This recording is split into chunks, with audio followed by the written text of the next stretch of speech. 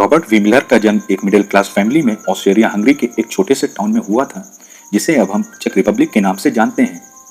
Robert किशोरावस्था से ही अपनी कक्षा के सबसे टॉप स्टूडेंट्स में से रहता था। वो उस समय पढ़ाए जाने वाले प्रत्येक सब्जेक्ट में महारत हासिल कर लेता था।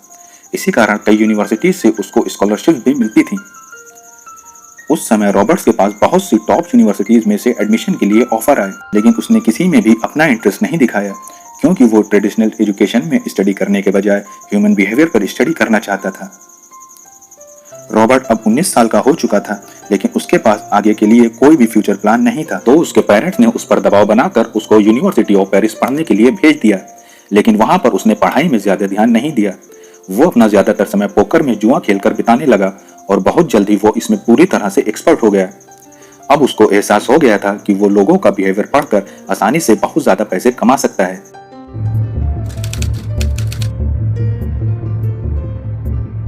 जब रॉबर्ट ने अमेरिका की तेजी से बढ़ती इकोनॉमी और फल फूलती इंडस्ट्रीज के बारे में सुना तो उसने इसका इस्तेमाल अमीर लालची लोगों का शिकार करने में किया। उसने बहुत से अमीर बिजनेसमैन से दोस्ती करना शुरू की और उनको पर्सनली जानने की कोशिश करने लगा, जिसमें उसने सफलता भी पाई। अब उसने जो अपनी पहली स्कीम कुछ बिजनेसमैन के सामने रखी वो यूं थी। उसने एक मशीन का निर्माण किया जिसे उसने रोमानियन बॉक्स का नाम दिया। उसका कहना था कि यह मशीन हर तरह की करेंसी जो इसमें डाली जाए उसका डुप्लीकेट बनाकर प्रिंट कर देती है, जो बिल्कुल रियल करेंसी की तरह दिखेगी।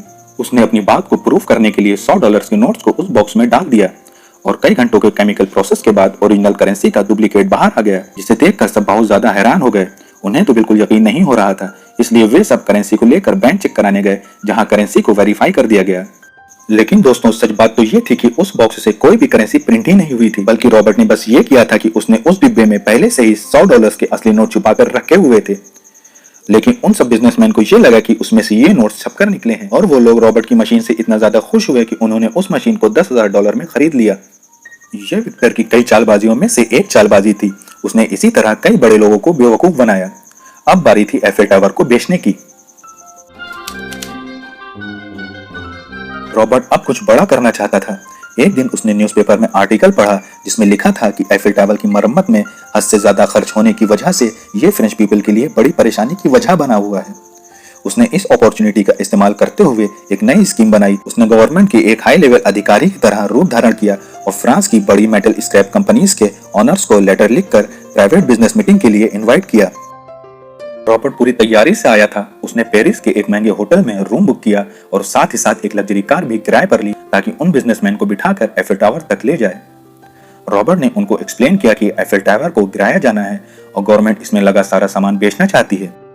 उनमें से मौजूद एक बिजनेसमैन जिनका नाम आंद्रे पर्सन था, उनको रॉबर्ट की बात बहुत ज्यादा अच्छी लगी और उन्होंने उसके सामने एक प्रस्ताव रखा। उसने रॉबर्ट को एक ब्रीफकेस दिया जिसमें $70,000 थे, जो आज के करीब $1 मिलियन के बराबर हैं। रॉबर्ट को जैसे ही पैसे मिले वो ट्रेन पकड़कर सीधे वियना भाग गया और यहाँ आंद्रे को पूरी तरह से खाली हाथ कर दिया। आमतौर पर इस तरह की घटना के बाद लोग पुलिस कंप्लेन करते हैं, लेकिन आंद्रे के साथ जो हुआ वो इससे इतना ज्यादा घबरा गया था और शर्मिंदा था कि उसने इस बात को ऐसे ही जाने दिया। वहीं दूसरी तरफ विक्टर अगले कुछ हफ्तों तक फ्रेंच न्यूज़पेपर डेली पढ़ने लगा, लेकिन जब उसने देखा कि उसके इस स्कैम के बारे में किसी भी न्यूज़पेपर में नहीं छपा है, तो वो फिर से वापस पेरिस गया इसी तरह की दूसरी घटना अंजाम देने के लिए। उसने सेम मेथड एक बार फिर अपनाया और आश्चर्य की बात यह थी कि वो एक बार फिर से कामयाब हो गया।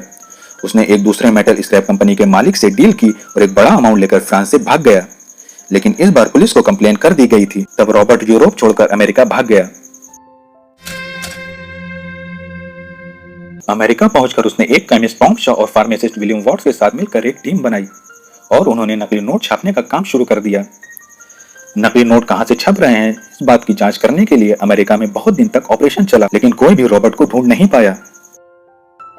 रॉबर्ट भी आखिर में पकड़ ही लिया गया, क्योंकि उसकी गर्लफ्रेंड ने ही उसको धोखा दे दिया और FBI को उसकी सही लोकेशन बता दी।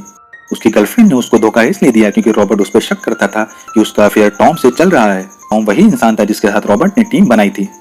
रॉबर्ट को अदालत में दोषी पाया गया और उसको 20 साल की जेल की सजा सुना दी गई, जहां 11 मार्च 1947 को विक्टर की मृत्यु हो गई।